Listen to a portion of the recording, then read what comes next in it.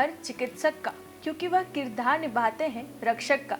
नमस्कार, स्वागत है आपका एमपी न्यूज़ के खास कार्यक्रम हीरोज ऑफ एमपी में। और आज हमारे साथ में ऐसे ही एक रियल लाइफ हीरो जुड़ रहे हैं जिनका नाम है none other than doctor Manish Rao sir. Sir स्वागत है हमारे शो में। एंड सबसे पहले तो कॉन्ग्रेचुलेशंस, क्योंकि हमारे इंडिया में जो सेकेंड वेव के बाद में जो एक पूरा पेंडेमिक का जो माहौल आया था वो कहीं ना कहीं कम हुआ। वैक्सीनेशन के टारगेट हम कहीं ना कहीं पूरे करते जा रहे हैं, लोग वैक्सीनेट होते जा रहे हैं। तो जो कोविड काल के जो इतना टफ टाइम देखा उनका जो कम हुआ है वो पेंडेमिक वाला माहौल, तो उसका श्रेय पूरे हमारे डॉक्टर्स को जाता है, पूरे हमारे para medical staff medical staffs को जाता है। सर सबसे पहले तो आपसे जब हम बात करेंगे as an orthopaedic surgeon, sir काफ़ी ज़्यादा लोगों के मिथ आते हैं कि हम लोग सर्जरीज जॉइंट रिप्लेसमेंट, ये ख्याल आता है कि जॉइंट रिप्लेसमेंट में कहीं ना कहीं हमारा ही कोई दूसरा पार्ट निकाल के हमें ये कर देंगे। सर ये जॉइंट रिप्लेसमेंट एग्जैक्टली होता क्या है and what all procedure it is?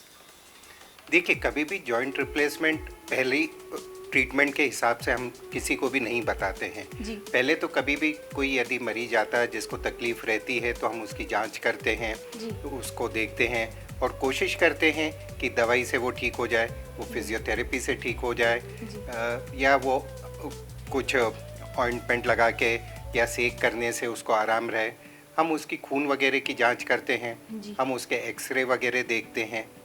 यदि जोड़ की स्थिति बहुत ही ख़राब है और दवाइयों से ठीक नहीं हो सकता है, वो फिजियोथेरेपी से उसको कोई रिलीफ नहीं हो सकता, उसको हमेशा कार्य करने में दर्द बना रहता है, उसी परिस्थिति में हम किसी को भी जोड़ प्रत्यारोपण की सलाह देते हैं। यह कोई हल्की फुल्की सलाह नहीं है कि किसी को भी हम दे देते हैं या किसी भी उम्र वाले को दे देते हैं, या जिसको की तकलीफ़ बहुत कम है उसको हम बोल देते हैं कि अरे भाई आपको तो ये जोड़ प्रत्यारोपण कराना पड़ेगा। क्योंकि एक बात आप मान लीजिएगा, जो भी आपकी नॉर्मल जोड़ है उसके जैसा तो कुछ भी नहीं हो सकता। भगवान ने जो बना के दिया है वो श्रेष्ठ है।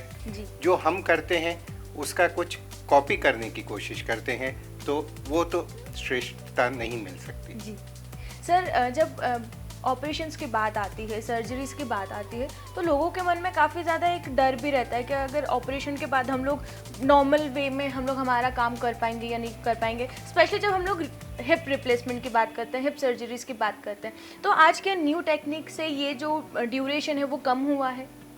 बिल्कुल हुआ है, क्योंकि यदि हम कूल्हे के जोड़ का प्रत्यारोपण देखें या घुटने के जोड़ का प्रत्यारोपण देखें, हमारा प्रथम लक्ष्य रहता है कि मरीज को एक दिन के अंदर हम खड़ा करें और उसको चलने लायक बना दें, तभी ये सर्जरी सक्सेसफुल रहेगी और मरीज के लिए फ़ायदेमंद रहेगी। तो हमेशा हमारा ये लक्ष्य रहता है कि यदि वो चलने फिरने से असमर्थ है, उसको बहुत ज़्यादा तकलीफ़ है घुटने में या कूल्हे में, तो हम कोई उसके लिए ऐसी चिकित्सा पद्धति करें, ऐसी सर्जरी करें जिससे कि वो एक दिन में खड़ा हो सके और चल सके। हमेशा हमारा लक्ष्य यही रहता है और इसीलिए नवीन तकनीकें आती रहती हैं, नई नई मेडिसिन आती रहती हैं कि जिसके कारण ये संभव होता है कि मरीज एक दिन में खड़ा हो और चले। जी, तो ये जो मिथ है, ये जो वहम है, कहीं ना कहीं वो आज दूर हुआ कि ऑपरेशन के बाद में हम लंबे समय तक चल नहीं पाएंगे या हम लंबे समय तक हमारा काम नहीं कर पाएंगे। सर आजकल एक नई टर्मिनोलॉजी ज़्यादा सुनने में आती है, that is revision joint replacement.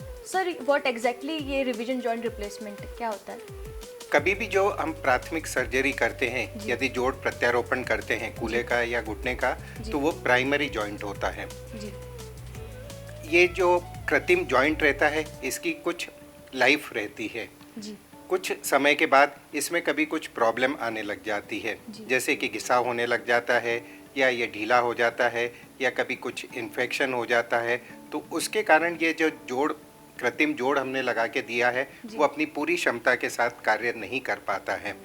उस केस में यदि कभी हमें लगता है तो हम उसको फिर से जोड़ प्रत्यारोपण की सलाह देते हैं। वो हुआ रिवीजन सर्जरी, कि वो जो पहले हमने जो जोड़ लगा के रखा था उसको हम निकालेंगे और दूसरा जोड़ लगा के देंगे, जिससे कि उसकी कार्य करने की क्षमता में सुधार हो और उसको जो मरीज को तकलीफ हो रही थी वो दूर हो। क्या बात है सर, ये जो न्यू टेक्निक्स हैं, जो ये एडवांसमेंट हुए हैं, वो कहीं ना कहीं पेशेंट्स को रिलीफ पहुंचाने के लिए हुए हैं कि अगर फर्स्ट से अगर आपको इतना ज़्यादा इम्प्रूवमेंट नहीं है तो सेकंड टेक्निक्स वी कैन। बिल्कुल, आज की तारीख में संभव है, दूसरी बार तीसरी बार भी हम कर सकते हैं। उसके लिए जोड़ का चयन करना रहता है। जो प्राइमरी जोड़ सर्जरी करते हैं वो अलग रहता है, रिवीजन का जो जोड़ रहता है वो अलग रहता है। उसके साथ में कई सारी हमारे सामने चुनौतियां भी आती है, क्योंकि ये जो जोड़ लगाते हैं हड्डी के अंदर लगाते हैं, हाँ। तो हड्डी का भी नुकसान होता है, तो उसको भी हमें ध्यान में रखते हुए नए जोड़ का चयन करना पड़ता है और सर्जरी करनी पड़ती है। सो ये पूरा एक एग्जामिन होने के बाद में ही प्रोसीजर आगे बढ़ाया जाता है, पूरा सर्जरीज आगे करी जाती है पूरे प्रिकॉशंस के साथ में, पूरा सारी चीज़ें एग्जामिन होने के बाद में। सर, जब हम लोग हिप रिप्लेसमेंट की बात करते हैं तो किन केसेस में हिप रिप्लेसमेंट की ज़रूरत पड़ती है? क्या स्पेशल मतलब क्या प्रोसीजर हो रहता है उस चीज़ के लिए? कूल्हे का जो जोड़ रहता है वो बॉल एंड सॉकेट जॉइंट होता है। बॉल से मतलब हुआ कि ये गोला है जी। ये एक कटोरी के अंदर, हड्डी के अंदर ये चलता है, तो कभी भी ये कटोरी के अंदर तकलीफ हो गई, घिस गई, या ये जो कूल्हे का जोड़ है उसका जो बॉल घिस गया है, तो मरीज को तकलीफ होती चलने में और वो सामान्य कार्य करने में असमर्थ रहता है। उसको बहुत सा दर्द रहता है, कभी पाँव भी छोटा बड़ा हो जाता है।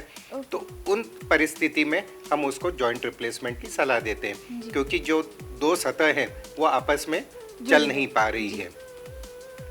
ओके, सो ये जो जॉइंट रिप्लेसमेंट का जो हिप रिप्लेसमेंट की जो बात होती है, ये आज सर ने एक पूरे एग्जामिन के साथ में हमें बताया कि क्यों ज़रूरत पड़ती है इस चीज़ की। सर, इसी के साथ ही मैं आपसे जानना चाहूँगी कि नॉर्मली सर्जरी के बाद ऐसा होता है ना कि लंबे ड्यूरेशन तक लोगों को ये रहता है कि हम लोग चल नहीं पाए। सो सर, क्या सजेशन रहता है एज एन कंसल्टेंट कि उन्हें कितने टाइम तक जो नॉर्मल वर्क होता है या जो हैवी वेट लिफ्टिंग वाले जो काम होते हैं वो थोड़े टाइम तक उन्हें अवॉइड करने चाहिए आफ्टर द सर्जरीज? कोई भी ऑपरेशन के बाद हमारा लक्ष्य रहता है कि मरीज पहले दिन खड़ा हो और चले। उसके लिए हम पहले से उसको फिजियोथेरेपी की सलाह देते हैं, उसकी मसल की टोनिंग करवाते हैं, ताकि जब भी हम ऑपरेशन करके देते हैं तो उसकी मसल्स वगैरह की टोन अच्छी रहे और वो खड़ा हो सके और चल सके।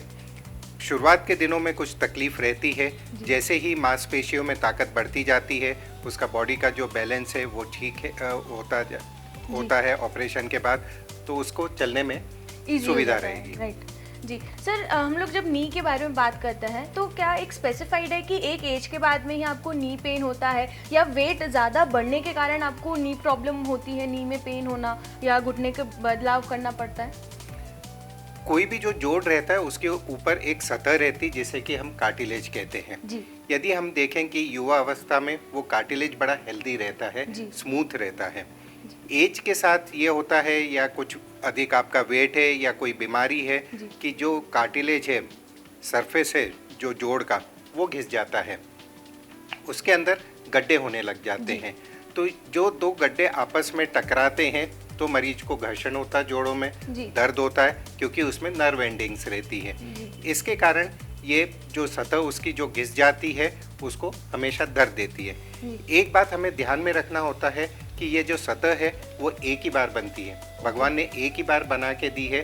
कोई भी दवाई या कोई भी दूसरी पद्धति से पूरी सतह को हम नहीं बदल पाते हैं, इसीलिए जॉइंट रिप्लेसमेंट की बात आती है। जैसे हम ये घुटने का मॉडल देखें, ये जो सतह है, ऊपर की बोन है फीमर बोन, नीचे की ये बोन है टीबिया बोन। यदि आप देखेंगे इसका जो सतह है काफी स्मूथ है, चिकना है, इसके अंदर कोई घर्षण वगैरह कुछ भी नहीं है, ये बिल्कुल स्मूथ है। इसका जो गैप रहता है, इसका जो बोन का अलाइनमेंट रहता है वो भी बिल्कुल सामान्य रहता है, नॉर्मल रहता है, दोनों तरफ ये बराबर वजन डालता है। उम्र के साथ ये होता है कि इसकी सतह घिसने लग जाती है, ये ऐसे गड्ढे होने लग जाते हैं, ये ऊपर की सतह में गड्ढे, नीचे की सतह में गड्ढे, तो जो जॉइंट की स्पेस है, जो जगह है, गैप है, वो कम हो जाता है। चूंकि ये सतह घिस गई है, इसके अंदर नर्व एंडिंग्स रहती, ऊपर और नीचे की नर्व एंडिंग्स आपस में टकराती है और उसके कारण दर्द होता है मरीज को। समय के साथ ये गड्ढे बढ़ते जाते हैं, ये इतने गड्ढे हो गए हैं। जब इतने गड्ढे हो जाते हैं, जोड़ तिरछा होने लग जाता है, बहुत ज़्यादा दर्द रहता है, तो उस केस में हम मरीज को जोड़ प्रत्यारोपण की सलाह देते हैं। अब प्रत्यारोपण का मतलब ये नहीं हुआ कि कुछ हमने काट के फेंक दिया और नया लगाया।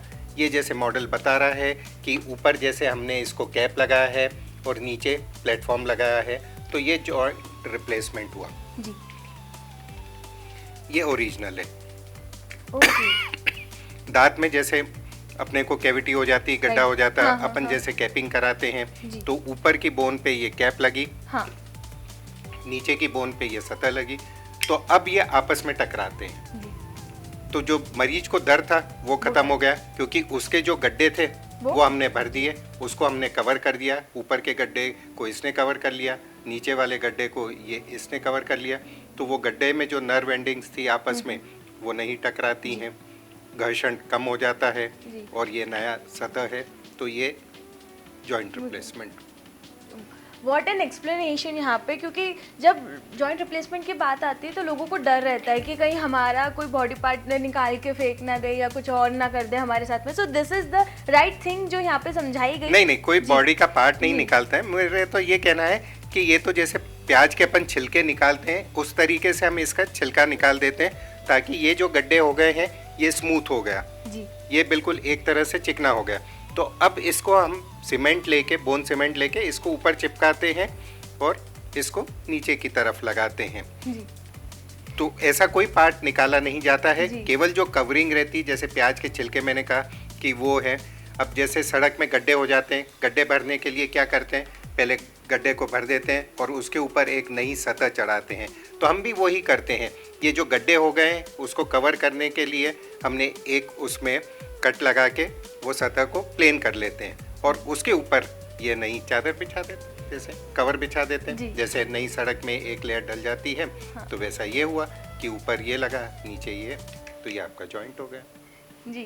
कितना इजी यहाँ पे हम लोगों को ये प्रोसीजर, कितने इजी वे एंड कितने अंडरस्टेबल वे में हम लोगों ने ये प्रोसीजर जाना जॉइंट रिप्लेसमेंट का। सर आजकल एक और टर्मिनोलॉजी यूज़ होती है, दैट इज़ पार्शियल रिप्लेसमेंट या पार्शियल सर्जरी। सर ये क्या होती है, कैसे करी जाती है ये चीज़ें?